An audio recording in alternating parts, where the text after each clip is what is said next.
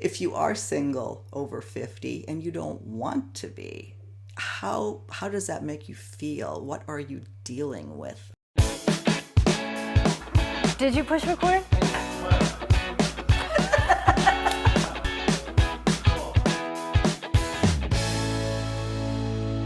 Thanks so much for joining us on Second Act TV. Today I'm so happy to welcome back one of our favorite content experts to Second Act, Joni Caldwell Lerner. Joni, thanks so much for joining us again. Absolutely. I always love being here. Well, Joni, we love having you here. If you haven't met Joni yet, she is a motivational coach and life strategist. She specializes in helping us live our best life. And we've done quite a bit of programming on finding love after 50, a big topic here on Second Act, because there are so many people single after 50. And that's what I want to focus on today, Joni, is if you are single over 50 and you don't want to be, how does that make you feel? What are you dealing with? And I found an interesting article that touched on the topic, and I thought, again, this is a topic for Joni. Yay! Yay!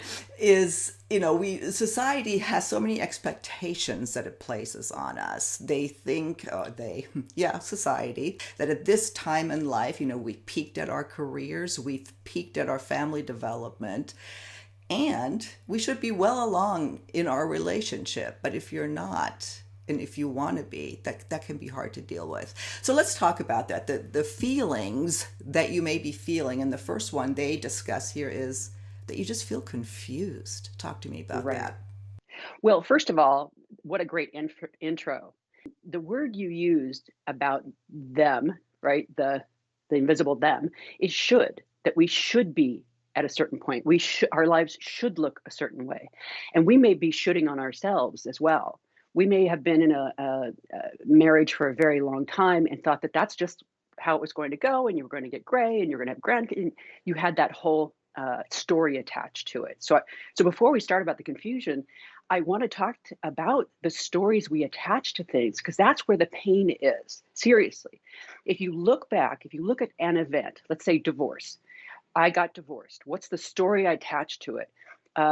She wanted somebody younger. I wasn't enough. That all my dreams were in, this person, and they just, threw me aside. Whatever the story is, that's where the pain is coming from. So I would invite all of your watchers, your listeners, to think about, what is the story I'm telling myself? Okay, that's where the pain is. And if you can let that go, maybe just call a friend, call a therapist, call a coach to work through this stuff. Now, the second part, and this is really critical, is what is the role that you're attached to? So my role, if I'm attached to being a wife, if that's giving me self-esteem, and then that role goes away, who am I? Women, usually it's women, but both women and men, when the kids grow up and move away, who am I now? I was a mother this whole time. I was a stay-at-home dad this whole time. Who am I now? So that's where, now going to what you just asked, confusion. Mm-hmm. You can see why one is confused. I'm not where I thought I was going to be. Life doesn't look like, I don't know how to do this. How do I do this 10, 20, 30 years later? I don't even know if I'm attractive, for example, or that I'm attracted to other people. There's a lot of confusion. So I would say that give yourself a break, look at the stories, look at if you're attached to the role, and realize that the true role is you as human being, this beautiful, loving soul. That's the truth of you. And so you are worthy and complete in that. Yeah. So the confusion, you can also do some writing around it. And again, I don't like to stay alone in the neighborhood up there. I call somebody. Mm-hmm. Yeah, that's good. Well, and I guess what is confusing too is if people keep telling you, oh, that everybody is different, everybody lives their life different. You're such a great person. You're gonna, and it's like, well, then why aren't I doing what I want? Yes. That's hard. Yeah. That's a beautiful point. It all comes from within. It's like how I hold it is how it shows up. That's my reality. And if people are telling you that you're beautiful, wonderful, and amazing, and you'll find somebody, well, just believe them. Why not? Because Good it's true. I point. mean, That's why I honestly, liked it. there are over 7 billion people on this planet, right? Yeah, true. Or is it 3 billion? I don't know. There's a lot. No. There's a Yeah. lot. Yeah. Well, and the second feeling, a very prominent feeling, fear. The fear Oh, of yeah. always being alone. Yes. I'm going to die alone in Pacoima under a bridge. That's that. So that's my old thing that makes me laugh, because when I go to that place, when I go to a dark place, I look at, okay, what's true? What is the fear? The fear is I'm unlovable. I'm therefore unworthy. If I'm unlovable and unworthy, then I'm not going to find someone. If I don't find someone, then I'm not going to survive. And it comes down to survival. So fear is the opposite of love.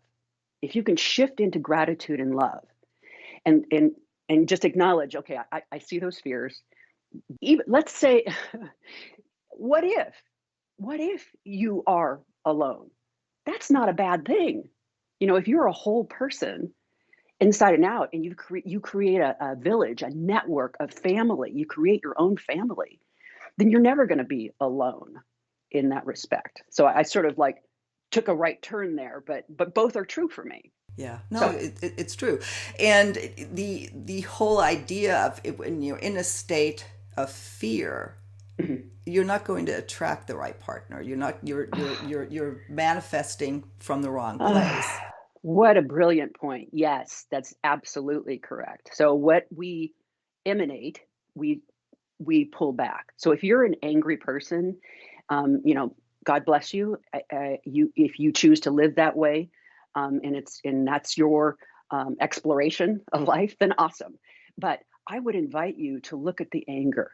To if you're an angry person and you go out and you attract 5 angry people, you can get the evidence. Aha, this is what I'm attracting back. If I'm fearful, I'm going to either attract fearful people, or it's going to just repel people who are not fearful. They're not going to jive with you. I mean, quantum physics says that everything is energy. So think about it. If we're putting out that energy, that's the energy that will pull back. Now, being fearful, you can have courage. You can have fear and have courage. So courage means you have the fear and you walk through anyway. I'm afraid to start dating. What if? Well, what if? Practice. Practice, practice, practice. Go, have fun, be curious, attack it like an adventure. Shift your mindset from fear to, you know what? Why not? What have I got to lose? And at this point, who cares what anybody thinks? I mean, you hit 60, you're like, what else? So. Yeah, that's true. No, it is. And True. fear, it's tough to hear all that when you're in that state, which is part of really what I want to get across, is that you're not alone if you're feeling like this. And sometimes Yeah. even us telling you it's going to be okay or do this, that's hard to hear because you Yeah. can't quite process it or take that in at the time. Though it's nonetheless true, right, Joni? Yeah. Yeah. Absolutely true. Let's say you are at fear, so which is a vibration down here, and we're talking to you from up here. We're saying, "Go get it. We love you. You got this. It's awesome." And you're going, "I don't like you people. You're too perky." So, and that's okay too, because then what that it brings something up for you to take a look at. So I would say start taking steps toward shifting how you're feeling. And again, maybe it's journaling, maybe it's picking up a self-help book, maybe it's listening to really positive podcasts. I'll tell you, when lockdown happened, I was doing a podcast a day and I was flying. It's like, this is awesome. And I had an excuse to be spending that time doing that. So do whatever you can to begin to shift. Yeah. And one way to do that is really to focus on what you do have the positive stuff in your life. I think that's Yes. always a way that I know when I go into a dark area, God, Silka, look at everything you have. And then it's, Yes. just snap Well, yourself Siska, you up. don't even need me. You're like awesome. You're killing it today.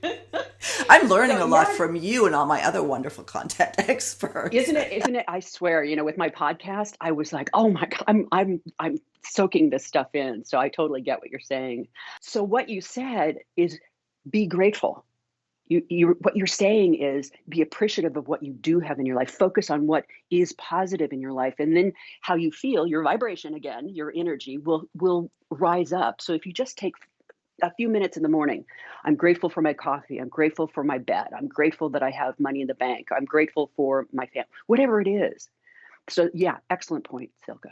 And then, of course, what is so common, a feeling that a lot of us feel at this point, is feeling left behind and being Yes. single and watching everybody else around you move on and their life shifting. Yeah, you're right. Because there was a certain mold, there was a certain trajectory. We used to have, couples night, or we'd go vacation with this couple, or what have you. And what happens in divorce, or I'm not, I haven't lost a spouse, so that would be similar, but not quite the same. Or if Um, you've never married yeah. Oh, good point. and then your friends marry and move on. I mean, there's just different This is a ways. good point. See, that happened to me in my 20s, and I was so mad. I'm like, "Ugh, what am I, chopped liver?" Like, well, she's building a life. Oops. So, what happened for me after my divorce, which is in my mid 50s, is I chose to find new adventures. I chose to begin to travel. I chose to begin to be active, more active. And there's something called meetups, which you can go online and you can find your people. Whether it's playing chess or volleyball or kayaking or hiking, and some of them are designated singles and that kind of thing. Finding new ways. I met somebody in a yoga class. She was awesome, very, very interesting woman. I was less open to meeting new friends when I was in a couple and in the mold than I was after the divorce. And if you're not a meet a new person, the meetups are a really good way to meet people in a safe and non-threatening way. Yeah, and you don't feel so left behind because you're surrounding yourself with people who are in your same situation, and you realize Yes, that you're not different. There's nothing wrong with you. yes. You know. And the left behind is a story. Hmm. Good It's a point. story. It can be it can be tough, and feeling Yes. left behind is very disempowering, and it's something that we really need to deal with and get out of that mindset, because that again isn't going to attract the right person. Right. And what's critical about this particular part of the topic is that we are not victims. If we are left behind, then we have become victims of whatever those people are doing or not doing. And that is exactly what you're saying. It's disempowering. I'm not a victim. Yeah. What do I choose? Where do I choose to go? Who do I choose to be? How do I choose to live the last 20, 30 years of my life? That was a key question. Could I do this for the next 20 or 30 years? How do I want this to look? Yeah. Like, become the captain of your ship. Yeah. Well, I mean, we can talk about this forever, obviously, and we're starting to come to the end of the segment. Mhm. What can we leave our viewers with who are struggling with this? What are some final thoughts on, coping with being single after 50 if you don't want to be? A couple of things. Talk to people who support you. Talk to people who are excited about your new journey, your new adventure, your new life. Talk to those people.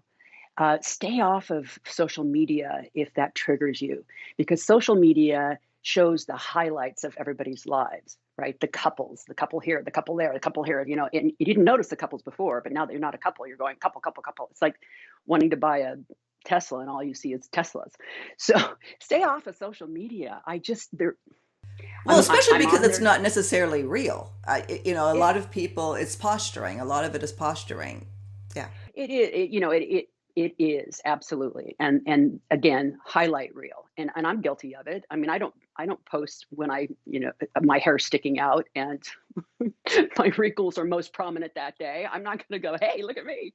So I'm guilty too, which is why I can say to you, stay off of there for now, or approach it in a different way. Know that you are valuable and amazing, male, female, married, widowed. You're valuable and amazing. Start with that. Start with that, and find yourself positive people to be around. Create your village. Create your environment. Yeah. And just know that you're not alone. there are so many people that feel exactly, like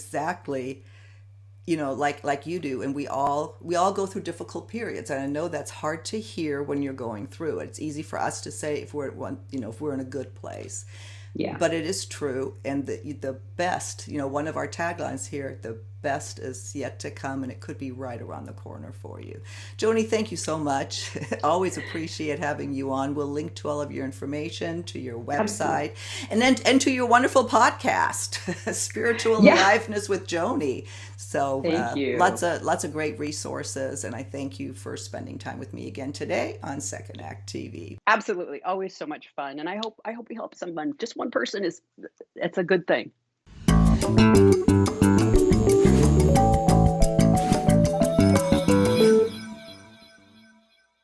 If you haven't done so already, please be sure to subscribe to our channel. The button is right here. Just click on through to YouTube, and when you see the little bell right next to the subscribe button, hit that too, and we'll notify you every time we launch a new video.